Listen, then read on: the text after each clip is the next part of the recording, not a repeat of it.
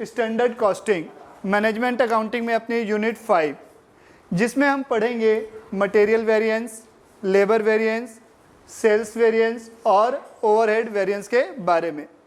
तो ये जो टॉपिक है, नाम है इसका क्या? Standard costing. स्टैंडर्ड कॉस्टिंग, इसी का दूसरा नाम है वेरिएंस एनालिसिस और वेरिएंस एनालिसिस। जिस किसी को भी नोट्स बनाना है, साथ साथ मेरे नोट्स बनाते हुए चलेंगे, मैं अलग से कोई टाइम नहीं दूंगा, साथ साथ लिखते हुए चलेंगे। ये सारी चीज़ें मैंने आप लोग को पहले भी कराई हुई हैं, तो जस्ट एक मैं आपका क्विक रिवीजन करवा रहा हूँ। तो ये सारी चीज़ों को आप ध्यान से देखते हुए चलेंगे और लिखते हुए चलेंगे। तो मैं पढ़ा रहा हूँ स्टैंडर्ड कॉस्टिंग या वेरिएंस एनालिसिस।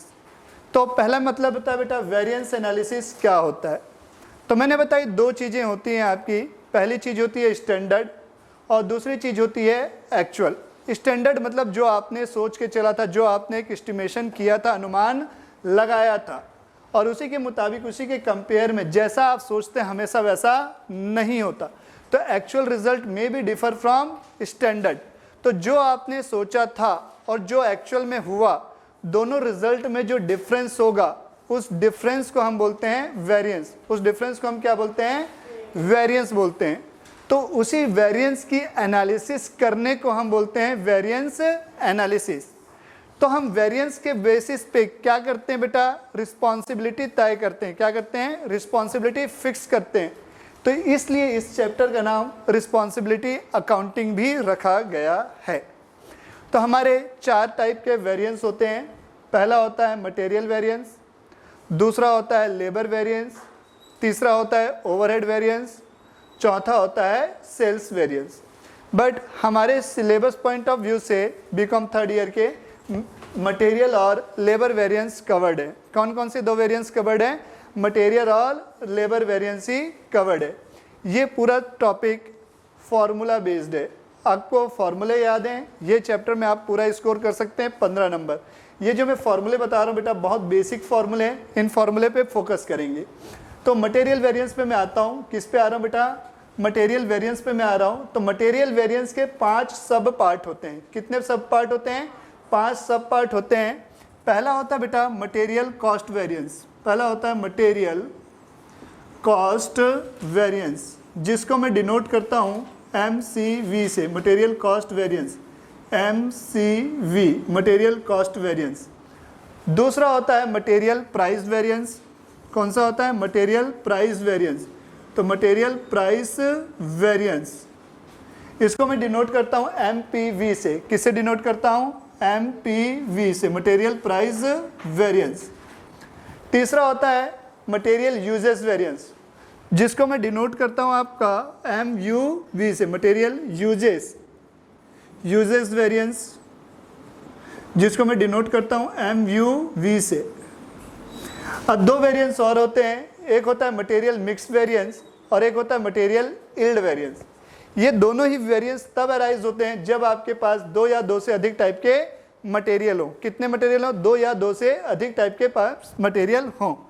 तो चौथा होता है बेटा मटेरियल मिक्स वेरिएंस। कौन सा वेरिएंस? मटेरियल मिक्स वेरिएंस, जिसको MMV से डिनोट किया जाएगा।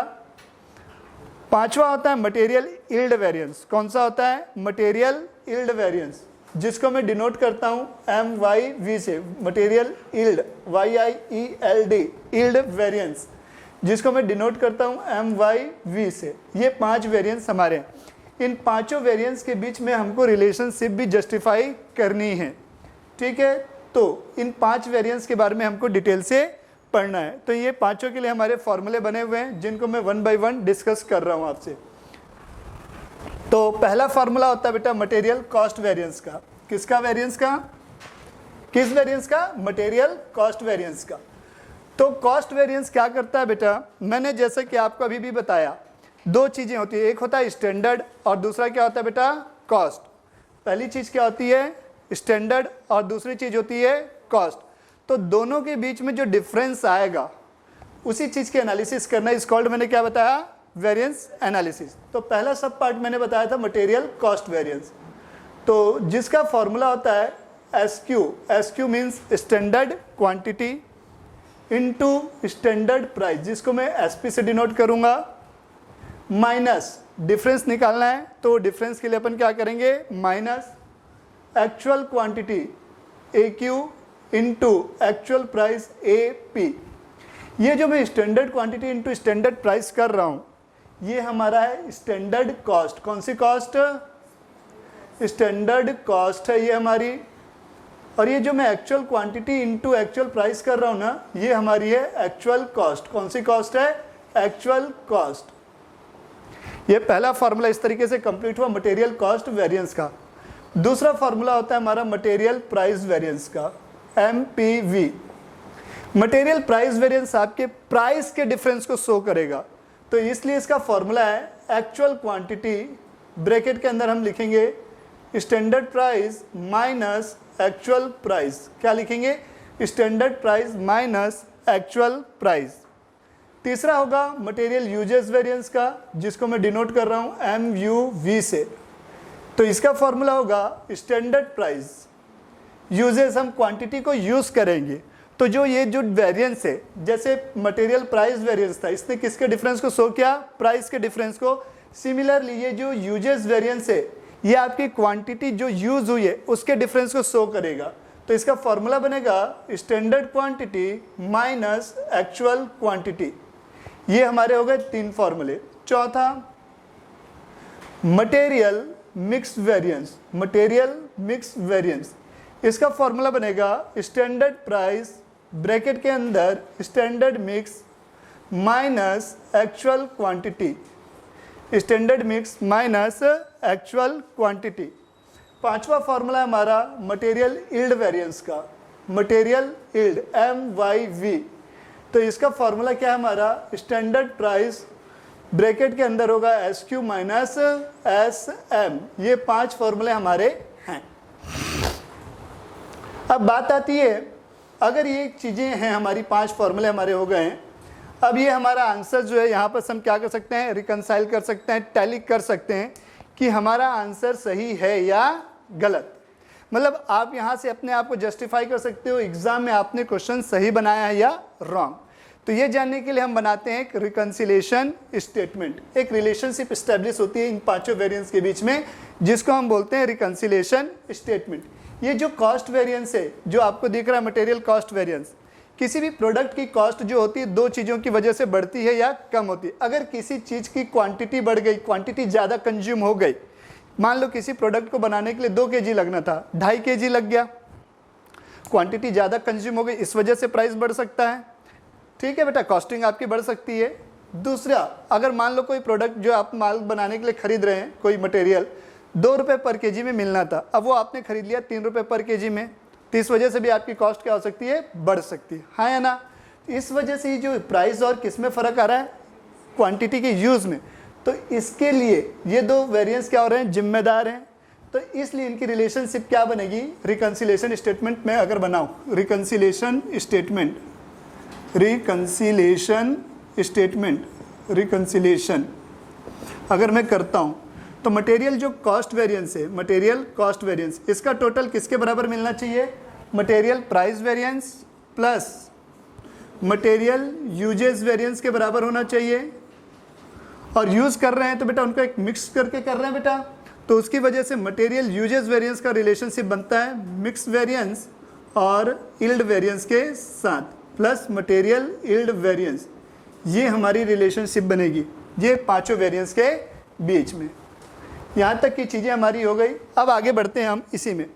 अगर ये जो फॉर्मूला हमने बनाया है, इसमें एक वर्ड आया क्या, स्टैंडर्ड क्वांटिटी। क्या वर्ड आया आपका, स्टैंडर्ड क्वांटिटी। तो इस स्टैंडर्ड क्वांटिटी का मतलब क्या होता है, समझिएगा। फॉर एग्जांपल, मैं अगर कोई प्रोडक्ट बना रहा हूँ, मैंने डिसाइड किया मैं 1 यूनिट बनाता हूँ किसी प्रोडक्ट की। क्या बना रहा हूँ मैं, किसी प्रोडक्ट की अगर 1 यूनिट बना रहा हूँ, तो उस यूनिट को बनाने में मुझे लग रहा है कि 2 किलोग्राम मटेरियल की ज़रूरत है। कितने मटेरियल की ज़रूरत है, 2 kg मटेरियल की ज़रूरत है। सपोज मैंने 1000 यूनिट्स उस प्रोडक्ट की बनाई, मैंने 1000 यूनिट्स उस प्रोडक्ट की बनाई, तो मुझे कितना मटेरियल लगा होगा। बोलेंगे सर आपने 1 यूनिट के लिए बताया कितना लगता है, 2 kg।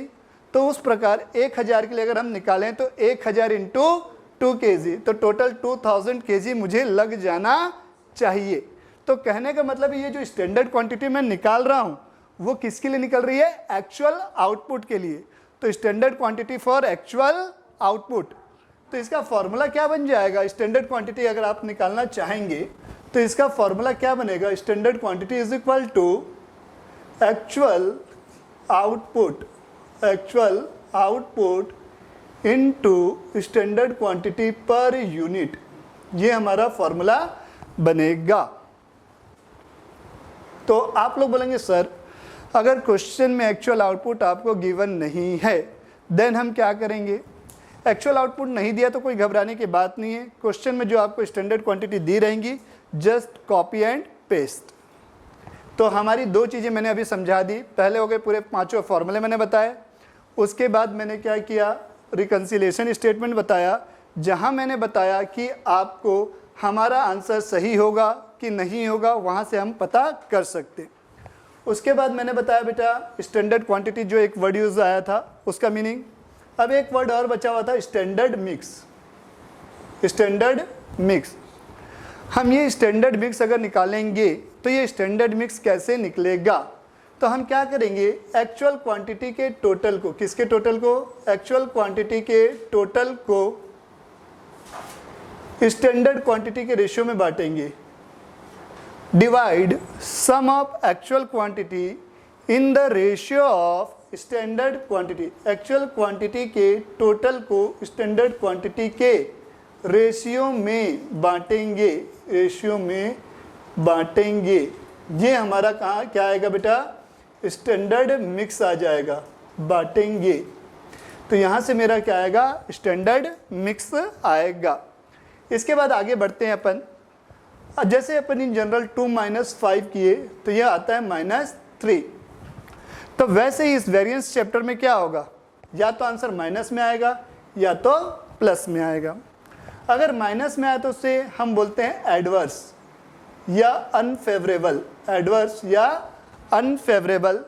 और सिमिलरली अगर आंसर प्लस में आया तो उसे हम बोलते हैं फेवरेबल।